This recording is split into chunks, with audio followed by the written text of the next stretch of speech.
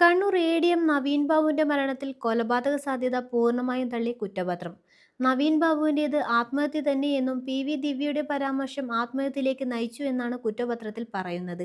കുറ്റപത്രം ഈ മാസം അവസാനം സമർപ്പിക്കും. സി.ബി.ഐ അന്വേഷണം വേണമെന്ന ആവശ്യത്തെ ഹൈക്കോടതിയും ഡിവിഷൻ ബെഞ്ചും തള്ളിയ സാഹചര്യത്തിലാണ് ഉടൻ തന്നെ കോടതിയിൽ കുറ്റപത്രം സമർപ്പിക്കാൻ അന്വേഷണ സംഘം തീരുമാനിച്ചത്. യാത്രയയപ്പ് ചടങ്ങിൽ ജില്ലാ പഞ്ചായത്ത് മുൻ പ്രസിഡന്റ് പി.വി. ദിവ്യ നടത്തിയ പ്രസംഗമാണ് നവീൻ ബാബുവിന്റെ ആത്മഹത്യയ്ക്ക് കാരണമെന്നാണ് കണ്ടെത്തൽ. ആത്മഹത്യാ പ്രേരണക്കുറ്റം ചുമത്തിയാകും കുറ്റപത്രം. അനുബന്ധ രേഖകളും ശാസ്ത്രീയമായ പരിശോധനാ ഫലങ്ങളും ഉൾപ്പെടെ 100ഓളം പേജുകൾ കുറ്റപത്രത്തിൽ ഉണ്ടെന്നാണ് വിവരം. കലക്ടർ, കലക്ടറേറ്റിലെ ജീവനക്കാർ, പെട്രോൾ പമ്പിന് അപേക്ഷ നൽകിയയാൾ, നവീൻ ബാബുവിന്റെ ഭാര്യ, കുടുംബാംഗങ്ങൾ ഉൾപ്പെടെ 82 സാക്ഷികളും മൊഴികളും രേഖപ്പെടുത്തിയിട്ടുണ്ട്.